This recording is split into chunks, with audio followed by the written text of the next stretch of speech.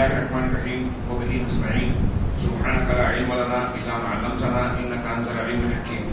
الحمد لله رب العالمين والصلاة والسلام على سيد المرسلين وعلى آله وصحبه أجمعين ومن تبعهم بإحسان إلى يوم الدين. أعوذ بالله من الشيطان الرجيم. بسم الله الرحمن الرحيم.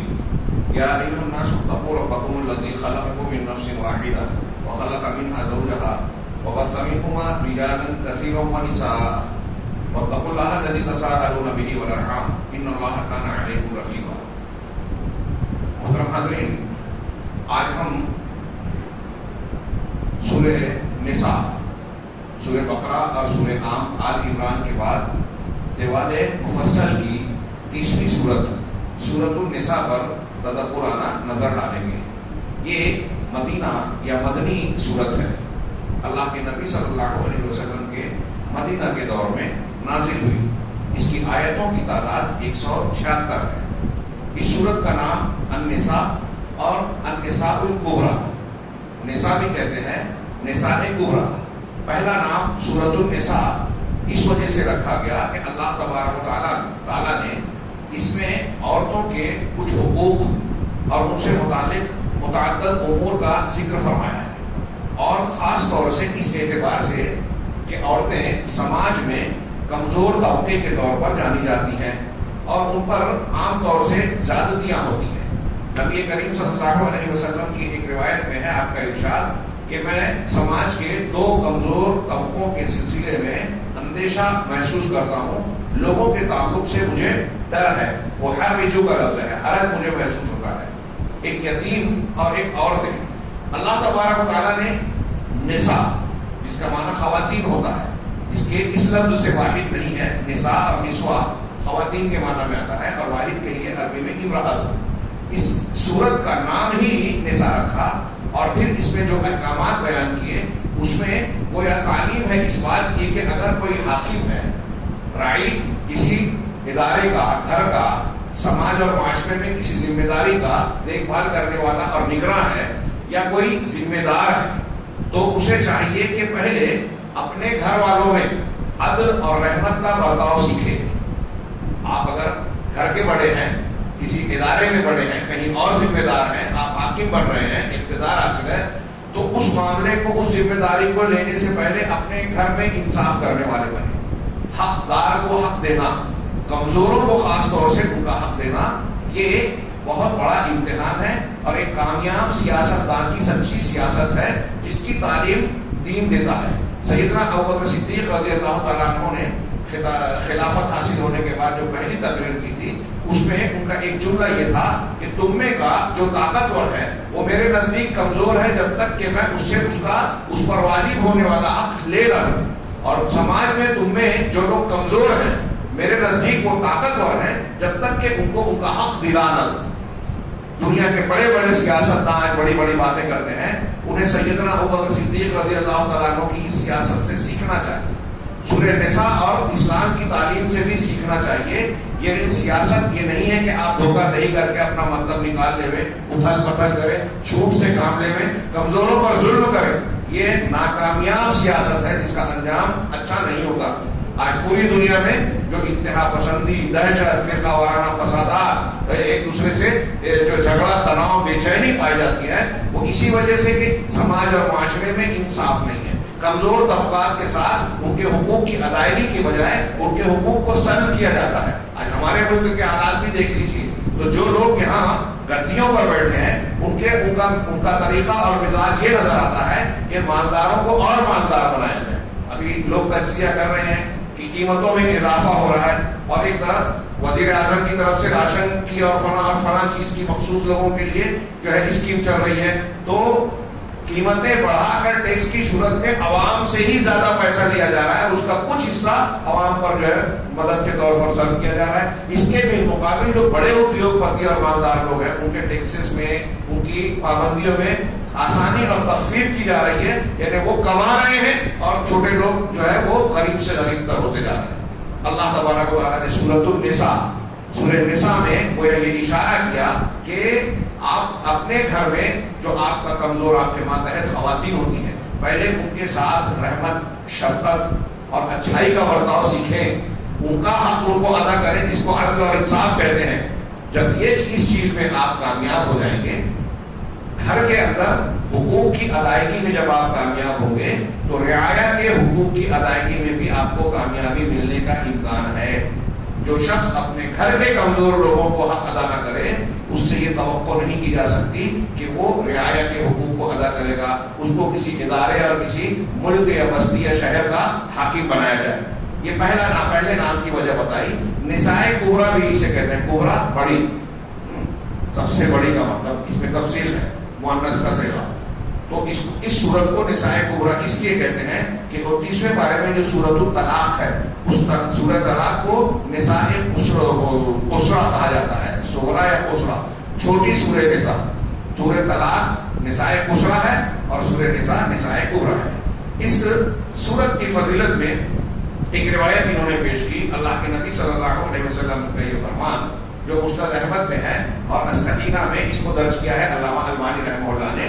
اللہ کے نبی صلی اللہ علیہ وسلم کو فرمانے کہ من اخذ السبع طوالا فهو حبر، جس شخص نے 7 طوال کو سیکھ لیا، 7 مفصل لمبی صورتوں کو سیکھ لیا، وہ حبر ہے. حبر کی جمع احبار، اس کے معنی عالم کے ہوتے ہیں. یہودی علماء کو احبار کہتے ہیں. اتخذوا احبارهم ورهبانهم، آپ بار بار سنتے ہیں. تو جو شخص، اللہ کے نبی صلی اللہ علیہ وسلم فرما رہے ہیں کہ جو ان 7 صورتوں کو سیکھ لے گا وہ حبر یعنی عالم بن جائے گا، بہت بڑے علم والا ہوگا.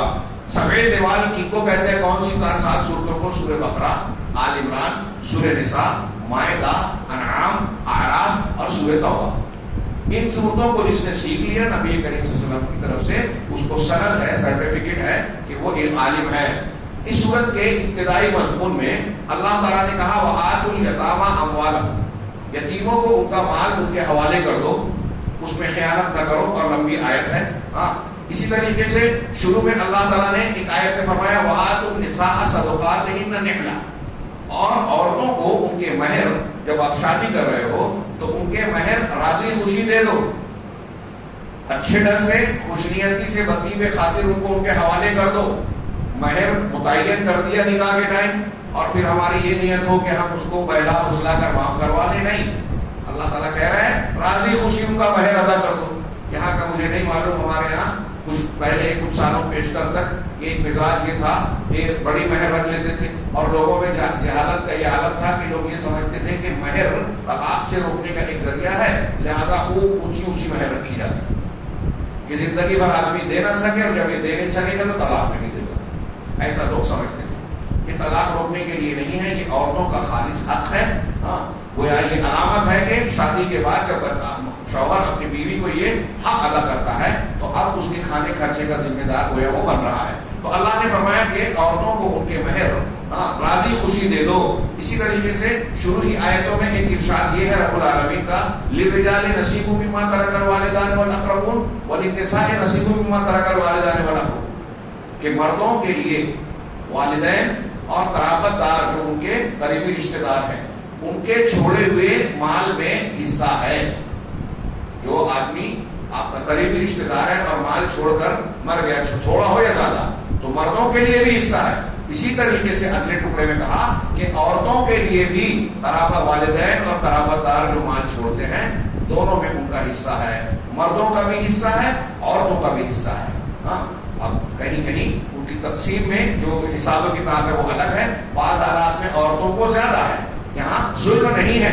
کچھ لوگ کہتے ہیں، آگے انشاءاللہ اس پر گفتگو کریں گے. تو یہ 3 آیتیں بتائی کہ یتیموں کو ان کا حق دے دو، مال دے دو، عورتوں کو ان کا مہر راضی خوشی دو، اور مردوں کا اور عورتوں کا رشتہ داروں کے چھوڑے ہوئے مال میں متعین حق ہے.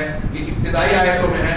اور اس آیت سورہ کا کے اختتام میں جو خاتمے کی آیتیں ہیں اس میں اللہ تعالیٰ نے فرمایا یستفتونک قل اللہ یفتیکم فی الکلالہ. ابھی آپ نے آخری رکعتوں میں سنی، تیسری چوتھی رکعت میں کہ یہ تم سے سوال پوچھتے ہیں، فتویٰ پوچھتے ہیں. اللہ کے رسول آپ کہیے کہ اللہ تمہیں فتویٰ دیتا ہے، اللہ فتویٰ دے رہا ہے. کس کے بارے میں؟ کلالہ کے بارے میں. کلالہ ایسے میت کو کہتے ہیں کہ ایک آدمی کا انتقال ہوتا ہے تو نہ اس کا بیٹا ہے نہ اس کا باپ ہے، بھائی وغیرہ ہیں، تو اسے کلالہ کہتے ہیں. اللہ تبارک و تعالیٰ نے یہاں ایسے آدمی کا وراثت کا حق بتایا ہے. اب یہ ابتدا اور انتہا میں حق حقداروں کو حق دلانے کی بات کہی گئی ہے. یہ ساری چیز یہ بتاتی ہے کہ اللہ عز و جل یدل علی عدل اللہ عز و جل کہ اللہ تبارک و تعالیٰ نے انسانوں کے ساتھ انصاف کا معاملہ رکھا ہے. اپنے دین اور شریعت میں ہر حقدار کو اس کا حق دیا ہے, اور یہ اللہ تبارک و تعالیٰ کی رحمت اور اس کی جو ہے مہربانی ہے. یہاں پر آپ تھوڑی دیر کے لیے سوچیے. بعض علماء نے یہاں تک کہا سورہ بقرہ میں آیت دینا یا ایھا الذین آمنوا اذا تداینتم بدین الی اجل مسمى فاکتبوہ, کہ جب تم آپس میں قرض کا لین دین کرو ایک مقررہ مدت تک کے لیے تو اسے لکھ لو. ان آیتوں کا میں حوالہ اس سے جوڑ کے کو دے رہا ہوں کہ اللہ تبارک و تعالیٰ ہمارے مالوں میں, آپ نے وہ حدیث سنی ہوگی کہ اللہ کے نزدیک یہ دنیا, پوری دنیا مچھر اور مکھی کے پر کے برابر بھی نہیں ہے, اس کی اہمیت نہیں ہے. آخرت کے مقابلے میں تو اس کی بھی کوئی قیمت نہیں ہے, یہ فنا ہو جانے والا. اللہ کے نزدیک اس کی کوئی قیمت نہیں ہے.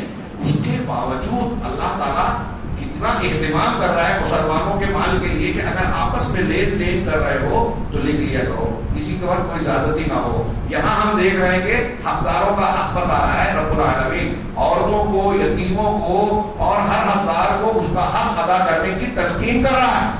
یہ اللہ کی رحمت ہے کہ جس دنیا کی کوئی قیمت اس کے نزدیک نہیں ہے, اس دنیا میں مومن مردوں کے حقوق کی ادائیگی کا حکم دیا. اور کمزور, اور یہ ہمارا امتحان ہے کہ کمزوروں کو ان کا حق دیتے ہیں یا نہیں. تو اس یہ پوری کی پوری سورہ اس طریقے سے اس کا مضمون ہم دیکھتے ہیں. یہ انہوں نے کہا کہ اس کا اساسی محور اور مرکزی عنوان واضح ہوتا ہے. اس سے ابتدا تا انتہا عدل کی بات, حقداروں کو حق ادا کرنے کی بات کہی گئی ہے. تو اس میں اس کا اس سورت کی بنیادی مضمون ہے العدل والرحمہ, انصاف اور مہربانی. لوگوں کو حق دینا یہ انصاف ہے, اور نرمی سے اچھا برتاؤ کرنا, حق سے بڑھ کر دینا, یہ احسان ہے, رحمت ہے. تو لوگوں کے ساتھ نرمی کا برتاؤ کیا جائے اور ان کا حق دیا جائے. اس سورہ مبارکہ کے موضوعات, نمبر 1, اس میں یہ بتایا گیا ہے کہ خاندان کنبہ یہ سماج کا بنیادی بیج ہے. ہمارا یہ سماج ہے جو بستی بسی ہوئی ہے, یہ سماج اور معاشرہ کیسے بنتا ہے؟ خاندانوں سے بنتا ہے. ایک مرد اور عورت کی شادی ہوتی ہے, میاں بیوی کے ملنے کے بعد ایک گھر بنتا ہے. اب ان کی اولاد, ان کے رشتے دار, اس سے پتہ چلتا ہے کون کس کا کیا رشتے دار ہے, کون کس کا والد ہے, والدہ ہے, چچا ہے, خالہ ہے, ماموں ہے, دادا ہے, نانا ہے. یہ شادی کے رشتے سے پتہ چلتا ہے, اور انہی رشتوں کی بنیاد پر حقوق متعین ہوتے ہیں. شادی کتنی فضیلت کی بات ہے. یورپ اور امریکہ کا وہ آزاد بلکہ آوارہ معاشرہ جہاں شادی کا رواج ختم ہو گیا, وہاں دیکھیے کتنے سنگین مسائل, اولاد الزنا, جن کے باپ کا پتہ نہیں ہے, ایسی اولاد کی کثرت. پھر کئی مردوں سے تعلق کی وجہ سے خواتین کو مختلف قسم کے جسمانی بیماریاں, نفسیاتی بیماریاں, ذہنی بیماریاں اور نہ جانے کیا کیا پریشانیاں وہاں پیدا ہو رہی ہیں, جس کو دیکھ کر وہاں کی حکومتیں ہم کہہ رہے ہیں کہ شادی کرو. ان کو ہم کہیں کہ آپ سورہ نساء پڑھیے, دنیا کو ضرورت ہے اس صورت کی. آپ اگر گھر بسانا چاہتے ہیں, پاکیزہ زندگی گزارنا چاہتے ہیں, سوزاک, آتشک, ایڈز سے اپنے سماج کو بچانا چاہتے ہیں, تو اسلام کی پاکیزگی کی تعلیم اختیار کیجیے, جہاں فحاشی بے حیائی کو راہ نہیں ہے. اور اگر انہیں اختیار کیا جائے تو ایسی گندی بیماریاں جو زنا بدکاری کی وجہ سے بہت تیزی سے پھیل رہی ہیں, یہ رک جائیں گی. چنانچہ اللہ تبارک و تعالیٰ نے گویا اس میں یہ پہلا نقطہ بتا رہے ہیں کہ سماج کا بنیادی گٹھلی اور بیج جو ہے وہ ایک خاندان ہے, کنبہ ہے. وذالک علی طریق تدرج الرائد. اب یہ چیز جو ہے وہ اس صورت میں بہت ہی تدریجی, درجہ بدرجہ اور عمدہ طریقے سے رب العالمین نے بیان کی. ظاہر سی بات ہے کہ اللہ کا کلام, اللہ کے کلام میں خاندان کو بسانے, حقداروں کا حق متعین کرنے اور اس کے حقوق کو بیان کرنے میں اس صورت نے بہت ہی بہترین ترتیب سے چیزوں کو ذکر کیا ہے اور بیان کیا ہے. یہاں میں ایک اور بات ضمن کہہ دوں, یورپ اور امریکہ کا وہ سماج جو بکھراؤ کا شکار ہے, جہاں رشتوں کا علم نہیں رہا, جہاں بہت ساری بیماریاں, خاندان ٹوٹ پھوٹ کا شکار ہو گیا, بھائی ماں باپ بہت سے جانتے ہیں تو حقوق نہیں جانتے, ایک دوسرے کا احترام اور حقوق سے ناواقف ہیں. بٹ ماں باپ بوڑھے ہو گئے تو اولڈ ایج ہوم میں بھیج دیا جاتا ہے, گورنمنٹ کے حوالے کر دیتے ہیں. بیٹوں کو فرصت نہیں ہے کہ ماں باپ کو وقت دے, گورنمنٹ اگر مر جائے تو وہی تجہیز و تدفین کر دیتے. ایک طرف ان کا معاملہ اتنا بگڑا ہوا ہے, لیکن دوسری طرف آپ یہ دیکھیں گے کہ اسلام اور مسلمانوں پر اعتراض کرنے کی جو فیکٹریاں لگائی گئی, فیکٹریاں کہہ رہا ہوں, بڑے بڑے ادارے بنائے گئے, بڑے بڑے بجٹ متعین کیے گئے, اسلام کے خلاف میڈیا پر جو کچھ محنت ہو رہی ہے آج دنیا میں وہ اتنی زیادہ ہے کہ بعض ملکوں کے بعض خبر رساں ایجنسیوں کا اتنا بجٹ ہے سالانہ جتنا بعض مسلم ملکوں کا سالانہ خرچ نہیں اسلام کو بدنام کرنے، اس پر الزام لگانے کے لیے. ہاں تو اس میں بہت سارے راستے اختیار کیے جا رہے ہیں، کوئی راستہ چھوڑا نہیں جا رہا ہے جس میں اسلام اور مسلمانوں کو نشانہ نہ بنایا جائے. یہ تہذیبی اور مذہبی جنگ ہے، لیکن اس میں مسلمان ہم اور آپ کتنے بھی غفلت کے شکار، بے حسی کا شکار ہے. ہمیں پتہ بھی نہیں بہت سی چیزیں، کچھ لوگ جانتے ہیں اور کچھ لوگ دفاع کر رہے ہیں، لیکن وہ ساری کوششوں، اخراجات، کوششوں اور محنتوں کے بعد بھی ناکامیاب ہو رہے ہیں.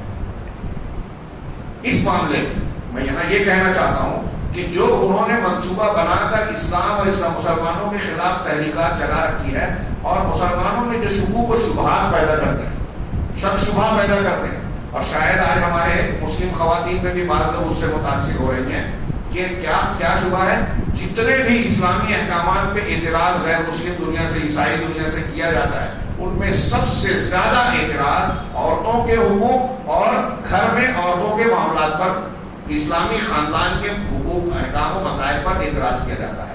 آپ غور کیجیے، ابھی آپ کے تو کرناٹک میں معاملہ ہوا حجاب کا، یہ پوری دنیا کا مسئلہ ہے. سوئٹزرلینڈ جیسے ملک میں جو امن والا کہلاتا ہے وہاں بھی یہ جھگڑا تھا. فرانس میں اس پر بہت کچھ ہو چکا، برطانیہ میں معاملہ کیس چل رہا ہے، کورٹوں میں مقدمات چل رہے ہیں. یہ حجاب کا معاملہ، ایک سے زیادہ شادی کا معاملہ جو اسی صورت میں ذکر کیا گیا ہے.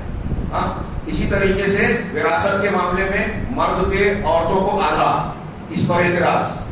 ہاں ایسے عورتوں سے متعلق احکامات کو بطور خاص نشانہ بنایا جاتا ہے، اور اس میں ہمارے لوگ جو جہالت کا شکار ہیں، ان حکمتوں کو، قرآن حدیث کو جانتے نہیں ہیں، وہ اس کا جو ہے شکار ہو جاتے ہیں. کچھ لبرل لوگ، اپنے آپ کو ماڈرن اور ترقی یافتہ کہنے والے لوگ، اونچی کالجوں میں پڑھ کر اونچی ڈگریاں لے لیتے ہیں. خاص طور سے اگر یورپ اور امریکہ سے گھوم کر آ گئے تو انہیں ایسا لگتا ہے کہ وہ دوسرے لوگوں کے مقابلے میں ان کی علمی سطح بہت اونچی ہو گئی ہے، حالانکہ دین کے معاملے میں وہ جاہل ہوتے ہیں. بہت مناسب لفظ کہہ رہا ہوں، جاہل ہوتے ہیں. ہاں ایسے ایک صاحب سے میری ملاقات بھی ہوئی تھی ٹرین میں. ہاں کیا بتاؤں، وقت گھٹ جائے گا.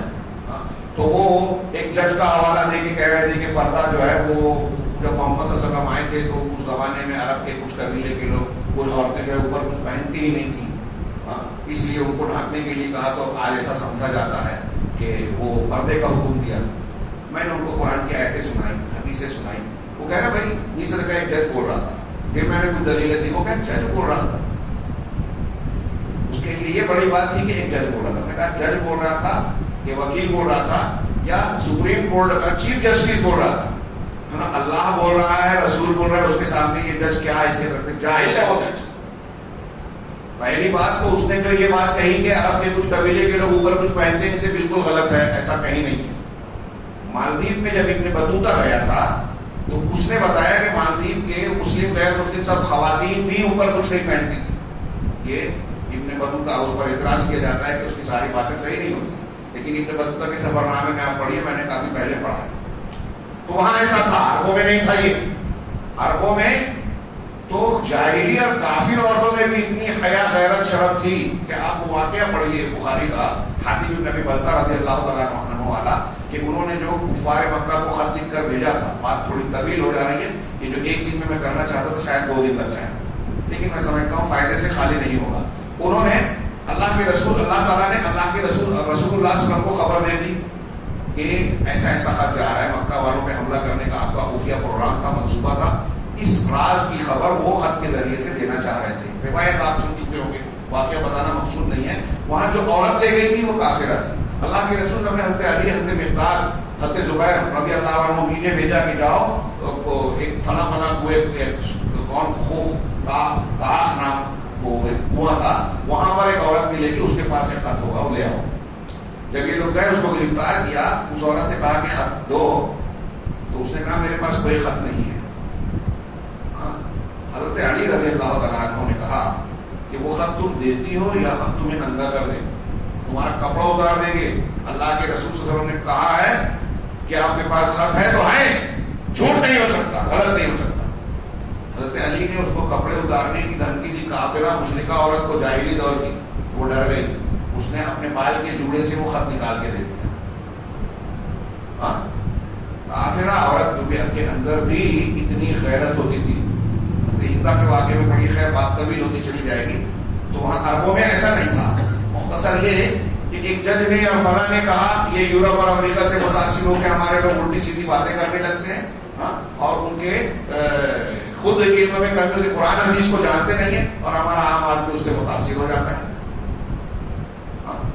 میں ایک جملہ ان میں سے جتنی چیزوں کو اعتراض کے طور پہ نقل کیا اپنے اپنے مقام پر ہم گفتگو کریں گے، لیکن ایک جملہ خاص طور سے اپنی ماں بہنوں کے لیے کہہ رہا ہوں.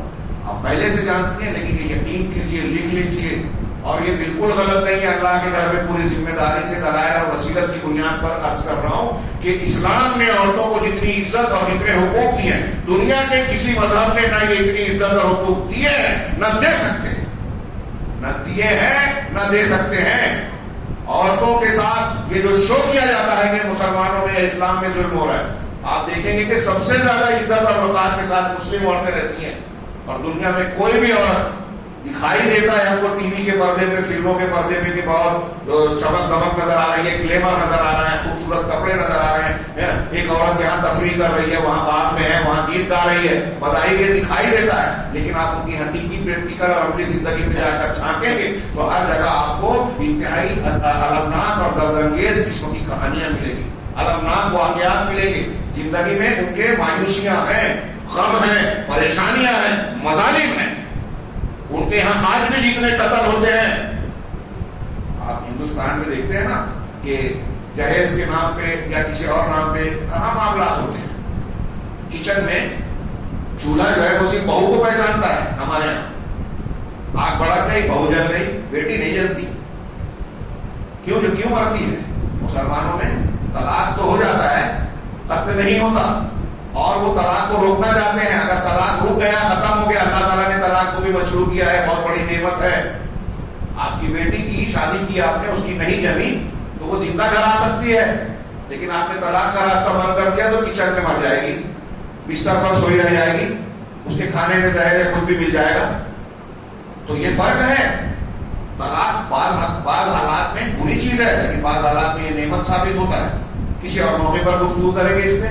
میں عرض یہ کر رہا تھا کہ اسلام اور مسلمانوں میں مسلم عورت کو جتنے حقوق حاصل ہیں کسی کو نہیں. اور اس کا میں یہ کہہ رہا ہوں تو یہ صرف میں کہہ رہا ہوں ایسا نہیں ہے. کچھ سالوں پہلے وہ جو دلی میں IAS اور کیا اس کا امتحان ہوتا ہے نا، کامن جنرل نالج کے سوالات کیے جاتے ہیں، اس میں کہ ایک ہندو بچہ، ہندو طالب اس میں پاس ہو گیا. تو اس کو ہمدرد یونیورسٹی کے لوگ ایسے طلبا کو بلاتے تھے کہ آپ لوگوں سے کیا سوال پوچھے گئے، بعد میں تیاری کرواتے ہیں اپنے بچوں کی. تو اس سے پوچھا کہ آپ سے کیا سوالات کیے گئے، تو وہ کئی سالوں بیشتر کی بات ہے، ایک ہندو طالب نے یہ بتایا تھا کہ ان سے یہ سوال کیا گیا تھا کہ ہندو عورتوں کو زیادہ حقوق حاصل ہیں یا مسلم عورتوں. تو لوگوں نے پوچھا کہ آپ نے جواب کیا دیا، تو وہ پہلے مسکرایا اور اس نے کہا کہ صاحب میں یہ جانتا ہوں کہ زیادہ حقوق مسلم عورتوں کے پاس ہے، زیادہ عزت اور سکون سے مسلم عورتیں رہتی ہیں، یہ میں جانتا ہوں، لیکن اگر میں یہ جواب دیتا تو میں فیل کر دیا جاتا. اس لیے میں نے جواب دیا کہ ہندو عورتوں کو زیادہ عزت اور مقام حاصل ہے، پاس ہو گیا. جانتے ہیں لوگ جانتے ہیں حقائق کو، بیان کچھ اور دیتے ہیں. تو میں عرض کر رہا تھا مسلم عورتیں یہ لکھ لیں، اور یہ کوئی ہوائی بات نہیں ہے، آپ غور کیجیے ان کے گھروں میں، ان کے سماج میں جو آپ کو چمکتا دمکتا خوبصورت بارونق دکھائی دیتا ہے شادیوں میں، ٹی وی چینلز پہ، فلمی کلچر میں، یہ ان کا سماج اور ان کی زندگیاں ایسی چمک دمک والی نہیں ہیں. ان کی زندگیوں میں بہت اندھیرے ہیں، بہت زیادہ اندھیرے ہیں، بہت پریشانیاں ہیں. یہی وجہ ہے کہ جب کوئی غیر مسلم، آج ایک بات بتائیں، یورپ اور امریکہ میں کتنی آزادی حاصل ہے عورتوں کو، اس کے باوجود آپ وہاں کی کہانیاں پڑھیے، سب سے زیادہ اسلام قبول کرنے والے کالے سیاہ فام ہیں اور عورتیں ہیں یورپ، امریکہ اور دوسرے ملکوں میں. عورتیں اور سیاہ فام زیادہ قبول کر رہے ہیں، اس لیے کہ وہاں عورتوں اور سیاہ فام کو یہ احساس شدت سے ہو رہا ہے کہ ہمارے ساتھ ظلم ہوتا ہے اور ہم کو انصاف اور حق ملتا ہے اسلام کی چھاؤں میں.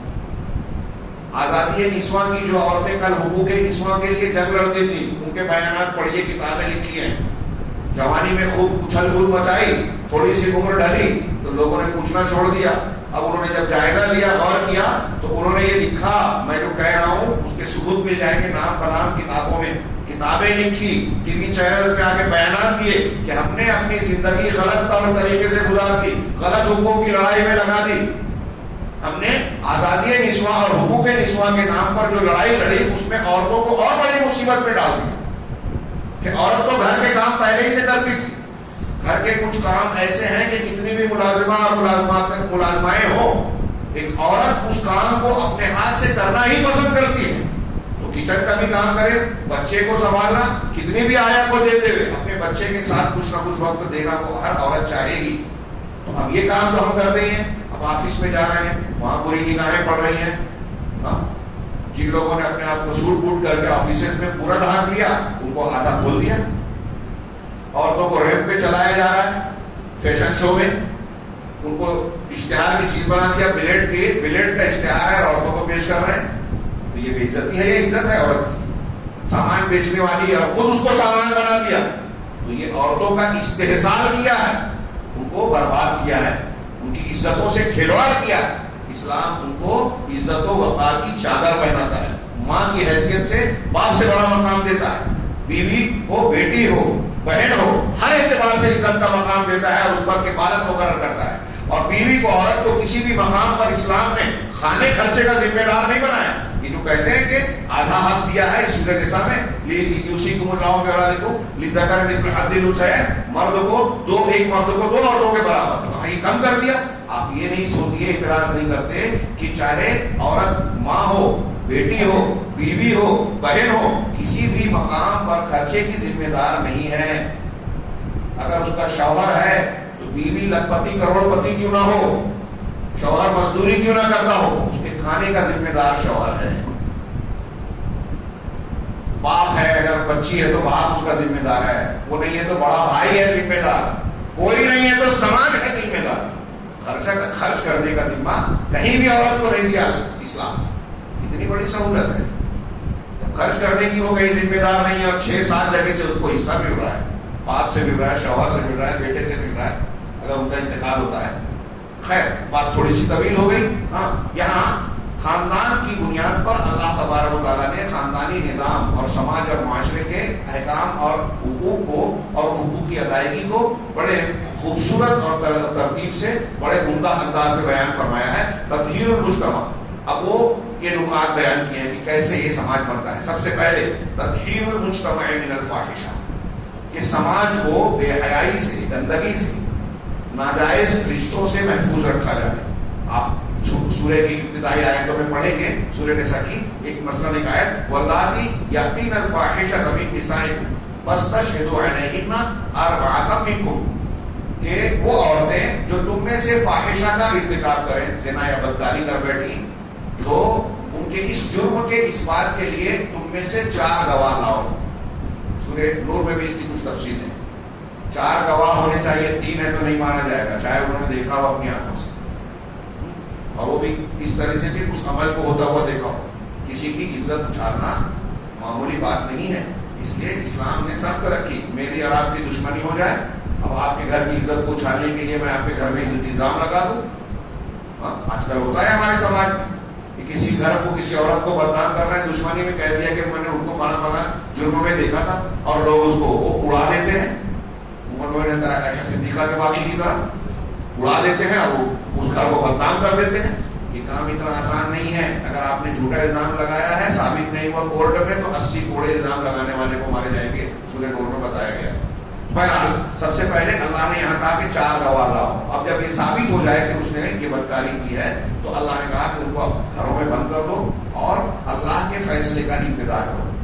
علامہ ابن جریر وغیرہ کہتے ہیں کہ یہ حکم جو رجم، شادی شدہ عورت کے لیے آیت رجم سے اور اللہ کے رسول صلی اللہ علیہ وسلم کے عمل سے منسوخ ہو گیا کہ اگر شادی شدہ عورت اور مرد زنا کرے تو ان کو پتھروں سے مار کر ڈالا جائے گا. اس کی اپنی تفصیلات ہیں. دوسرا اسی میں ہے کہ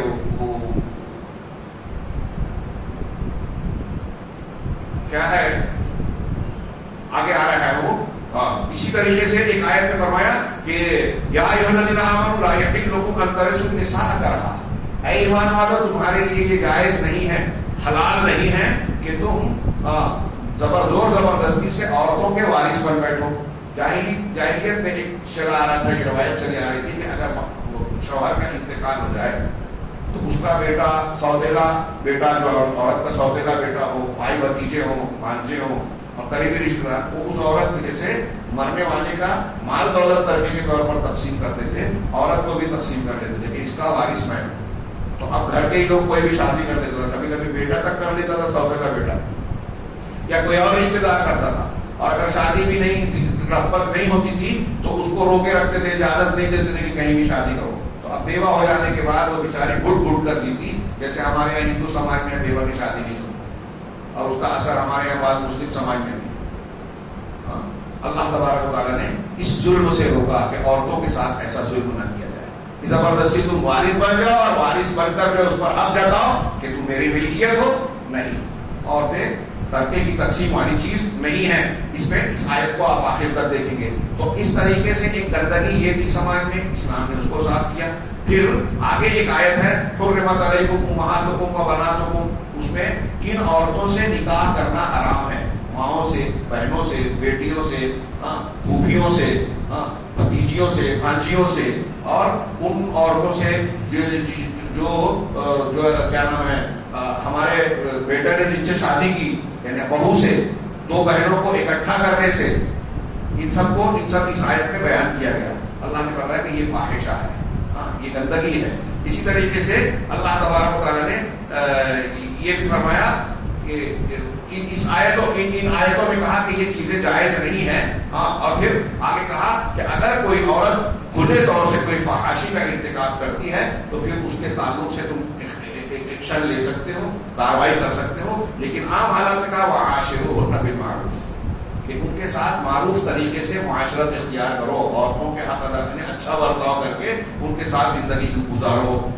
اسی طریقے سے قطع اسباب الفاحشہ، فاحشہ اور بے حیائی کے اسباب کو کاٹ دینا، اس میں جن عورتوں کو حرام کیا گیا. اور پھر اسی طریقے سے اللہ تبارک و تعالیٰ نے کہا کہ تمہارے لیے جائز ہے وہ عورتیں جو ان رشتوں کے علاوہ ہیں، جن کو تم اچھے انداز سے رشتہ دو، ان کا حق ادا کرو اور پھر ان سے اصول کے مطابق شادی رچاؤ، ان کا مہر ادا کر کے. اللہ نے یہ بھی کہا کہ اگر تم میں سے کوئی شخص شادی کی طاقت نہیں رکھتا، وَمَن لَمْ يَسْتَطِعْ مِنكُمْ طَوْلًا، تو پھر اپنی جو مومنہ لونڈیاں ہیں ان کو اپنی زوجیت کے طور پر رکھ سکتا ہے. اور پھر حدیثوں میں بیان کیا گیا کہ اگر شادی کی طاقت نہیں ہے تو روزہ رکھو، یہ کسر شہوت کا بہترین ذریعہ ہے. سماج کو دیکھیے ان گندگیوں سے بات. یہ میں نے کہا کہ ان آیتوں اور ان کے جو احکامات ہیں، اس کی تفسیر میں اور حدیثوں میں جو بیان کی گئی ہے، اس کی آج ہمارے سماج کو بہت شدید ضرورت ہے. یہ موبائل، گندی تصویریں، فلمیں جو قدم قدم پر زنا، بدکاری کو ہوا دینے اور ان کو بھڑکانے اور پھیلانے کا ذریعہ بنتے ہیں. یورپ اور امریکہ کا جو کلچر ہم دیکھ رہے ہیں، اس کی جو بھیانک نتائج ہم دیکھ رہے ہیں، یہ انسانوں اور انسانیت کو تباہ کرنے کی طرف لے جا رہے ہیں. رشتے نامعلوم ہو جاتے ہیں، بیماریاں پھیلتی ہیں، خاندان ٹوٹ جاتے ہیں، حقوق نامعلوم ہو جاتے ہیں. کون کس کا کون رشتے دار ہے جب یہ پتہ ہی نہیں ہوگا تو حقوق کیسے ہوگا؟ کون سی لڑکی کس سے نکاح نہیں کر سکتی یہ کیسے معلوم ہوگا؟ ایسے واقعات یورپ میں ابھی آپ پڑھ سکتے ہیں کہ ایک آدمی کے پاس ایک آدمی نوکری کرنے گیا تو بیٹا اس کو کھانے پینے کے بھی مسئلے تھے اور وہ اس کے کتے بھی بہت پیسے والے تھے، یعنی کتے بھی بہت لمبا چوڑا خرچہ اور بجٹ رکھتے تھے. کافی کچھ تحقیق کے بعد جب تعارف ہوا تو پتہ چلا کہ اسی کا بیٹا ہے. اس کی ماں سے اس کا ناجائز تعلق ہوا، بیٹا پیدا ہوا، اس کو پتہ بھی نہیں تھا. بعد میں پتہ چلا کہ یہ اس کا بیٹا ہے، یعنی کسی کا بیٹا تھا. اور اس کا کتا بھی اس سے زیادہ اچھے ہاتھ میں تھا. پتہ ہی نہیں ہے کہ بیٹا ہے، پتہ ہی نہیں ہے کہ ماں ہے، اور رشتوں کا لحاظ بھی نہیں ہے. شادی بیاہ کرنے اور جسمانی تعلق کا خیر بات تھوڑی طویل ہو جائے گی. تو یہ سارے خرابیاں ان تعلیمات کو پس پش ڈالنے سے ہوتی ہے. اسلام کی یہ تعلیمات یورپ، امریکہ اور آج کے زمانے کی بہت بڑی ضرورت ہے. اسی طریقے سے وہ فاسد گروہ جو فساد پھیلانے والے ہیں، سماج میں بگاڑ پیدا کرنے والے ہیں، ان کو ہٹا دینا اور ان کے لیے توبہ کا دروازہ کھلا رکھنا.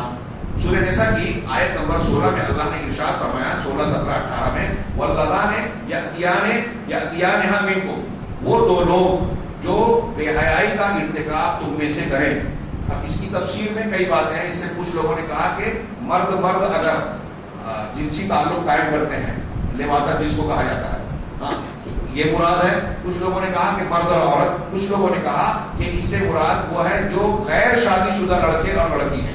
اگر یہ دونوں جسمانی تعلق قائم کرتے ہیں تو اللہ نے کہا فَآذُوهُمَا، ان کو تکلیف دو، سزا دو. فَإِن تَابَا، اگر وہ دونوں توبہ کر لیں، وَأَصْلَحَا، اور اصلاح کر لیں، سدھر جائیں، فَأَعْرِضُوا عَنْهُمَا، تو ان دونوں سے اعراض کرو، چھوڑ دو. یہ ابتدائی شریعت میں تھا. اگر کنوارے لڑکے لڑکی کی بات لے میں تو سورہ نور میں آیت آ گئی کہ اگر کنوارا لڑکا اور لڑکی زنا کرتے ہیں تو ان کو 100 کوڑے مارے جائیں گے اور 1 سال کے لیے شہر سے باہر نکال دیا جائے گا. یہ ان کی سزا ہے. اور شادی شدہ کے لیے رجم ہے.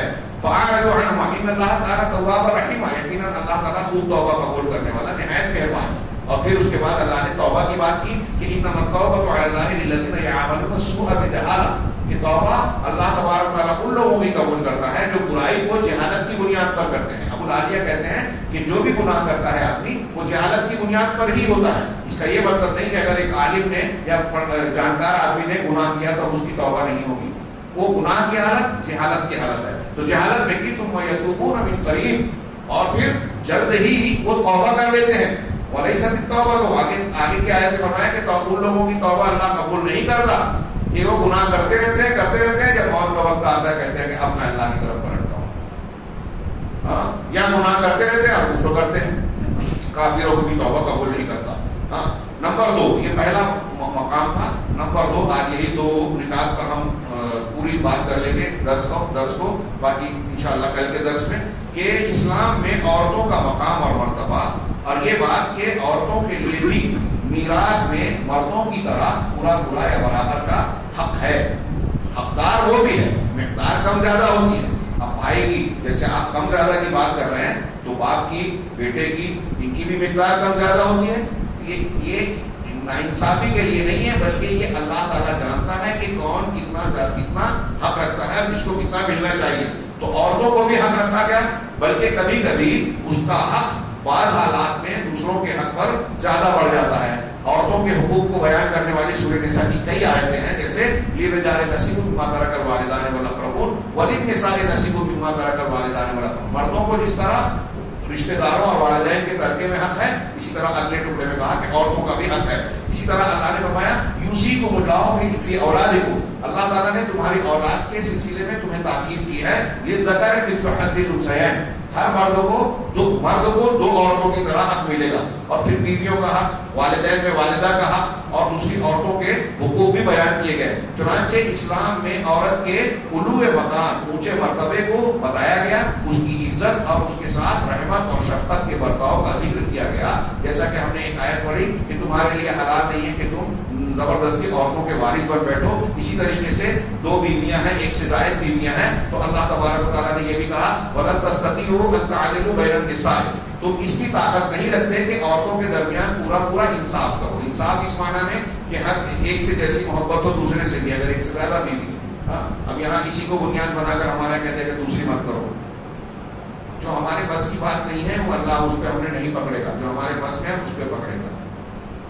اب جیسے عورتوں میں انصاف ضروری ہے تو بیٹوں میں بیٹیوں میں بھی انصاف ضروری ہے نا. تو کوئی مرد کوئی عورت یہ بولتی ہے کہ ایک بچہ پیدا ہو گیا تو اب دوسرا پیدا نہ ہونے دیا جائے، تاکہ ایسا نہ ہو کہ ہم انصاف نہیں کر پائیں گے تو اللہ پکڑے گا. 2 بیوی کرنے میں لوگ منع کرتے ہیں.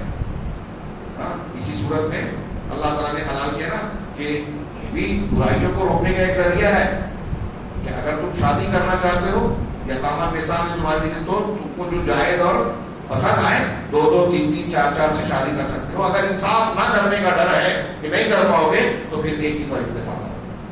ہم یہ جب آیت پڑھتے ہیں خاص طور سے مائیں بہنیں تو ہمیں لگتا ہے کہ یہ غلط ہے. غیر مسلم بھی اعتراض کرتا ہے تو فوراً ہمارے لوگ قبول کر لیتے ہیں.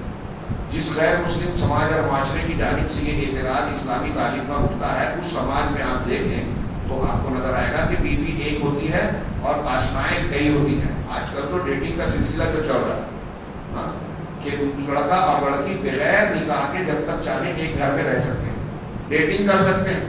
کچھ مہینے کچھ سال رہے، نہیں سمجھ میں آیا پھر چھوڑ دیا، دوسرے لڑکی نے دوسرے سے، اس نے دوسرے سے تعلق قائم کر دیا. یورپ کا یہ کلچر ہمارے یہاں ہے، ڈسپوزیبل کلچر. استعمال کیا اور چھوڑ دیا, پھینک دیا. کیا اس کے پر راضی ہیں آپ؟ جو دوسری شادی پہ انصاف نا انصاف اور دنیا کے سوالات اٹھا کے جو اعتراض کرتے ہیں, وہ کئی لڑکیوں سے ناجائز تعلق رکھتے ہیں, یہ درست ہے؟ ہمارے ہندوستان میں ہندو دھرم بھی اس کی مخالفت کرتا ہے, ہندو سماج میں دوسری بیوی کو بہت برا سمجھا جاتا ہے, لیکن ہندوستانی کے ہندوؤں کے قانون میں یہ ہے موجود کہ دوسری شادی اگر ضرورت ہو, اولاد نہیں ہو رہی ہے یا کچھ ہے تو کرے گا, لیکن وہ دوسری بیوی نہیں ہوگی, آشنا ہوگی, جس کو ہندی میں رکھیل کہتے ہیں. اگر ان کے بچے پیدا ہو گئے تو جیسے پہلی بیوی کے بچوں کو وراثت میں حصہ مل رہا ہے, دوسری بیوی کو نہیں ملے گا, اس کے بچوں کو نہیں ملے گا. یہ غیر اسلامی دنیا کا قانون دیکھیے. اب ایک اور سوال, مائیں بہنوں سے سوال ہے کہ آپ کی سگی بہن ہے, فرض کرو بیوہ ہو گئی, طلاق ہو گیا, جوان ہے, فرض کیجیے 30 سال کی 32 سال کی لڑکی ہے, اس کا شوہر انتقال کر گیا, حادثہ ہو گیا, بیوہ ہو گئی یا طلاق ہو گیا, تو ہماری مائیں بہنیں بتائیں کہ کیا وہ اپنی اس بیٹی کو, اس بہن کو شادی شدہ دیکھنا پسند کریں گے یا بیوہی کی حالت میں گھٹ گھٹ کر جینا پسند جیتے ہوئے دیکھیں گے؟ اب وہ کہیں گے کہ ہاں میں چاہوں گی کہ شادی ہو جائے, تو ایسی عورت سے شادی کون کرے گا؟ اگر کوئی ایسا شوہر مل رہا ہے جس کی پہلے سے بیوی ہے, تو کیا اس کے لیے بے شوہر رہنے سے بہتر یہ نہیں ہے کہ وہ ایک اور شوہر ایک بیوی والے کے ساتھ رہے؟ ابھی ہماری ایک بہن کا, ایک مسلم عورت کا لمبا چوڑا مضمون آیا تھا, میں نے کئی لوگوں سے سنا, خوب نہیں ملا مجھے, تو اس نے لکھا تھا کہ دوسری شادی کرنا مردوں سے زیادہ عورتوں کی ضرورت ہے.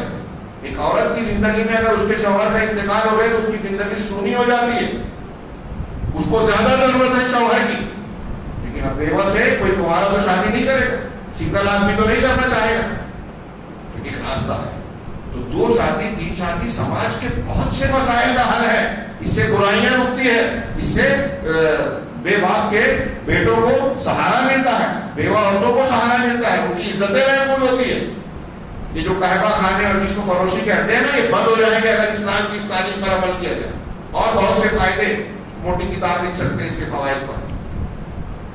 اللہ نے جس بات کی اجازت دی, رسول صلی اللہ علیہ وسلم نے جس پر عمل کیا, وہ بری چیز نہیں ہو سکتی. ہم مائیں بہنیں بھی اچھی طرح سے لکھ لے گئے. اب اگر آپ کو یہ لگتا ہے کہ کوئی بندہ شادی 2 کرتا ہے تو ایک عورت پر ظلم کرتا ہے, تو یہ اس کا غلط عمل ہے. اب وہ تو میں کہوں گا کہ اگر ایک عورت کو رکھنے والا انسان جس نے ایک ہی بیوی سے شادی کی ہے, ایک ہی بیوی ہے اس کی, اور اس پر ظلم کرتا ہے تو وہ بھی غلط ہے. تو ایسے آدمی کے لیے آپ یہ فتویٰ دیتے ہو کہ اس کو بیوی نہیں رکھنی چاہیے. خیر, یہ ایک نقطہ پورا کر دوں کہ ان آیتوں میں اللہ تعالیٰ نے کہا کہ اگر تم عورتوں کے درمیان اگر حرص اور چاہت بھی رکھو تو پورا انصاف نہیں کر سکتے. لیکن ایسا نہیں ہونا چاہیے کہ فلا تمیلوا کل المیل, ایسا نہیں ہونا چاہیے کہ پوری طریقے سے کسی ایک کی طرف مائل ہو جاؤ. فتذروها, تو اور اس عورت کو دوسری عورت کو چھوڑ دو, کالمعلقہ, معلق عورت کی طرح. وَإِن تُصْلِحُوا وَتَتَّقُوا, اور اگر تم صلح اختیار کرو گے, اللہ کا تقوی اختیار کرو گے, تو یہ تمہارے لیے بہتر ہے. یہ اس کے بعد جو ہے تیسرے نمبر پر انہوں نے بتایا کہ رشتہ داریوں کا کی توجہ دینا, یتیموں کا خیال رکھنا, ان کے حقوق کو انشاءاللہ یہ کل کے درس میں ہم جانیں گے. اللہ تبارک و تعالیٰ ہمیں دین کو, قرآن کو سمجھنے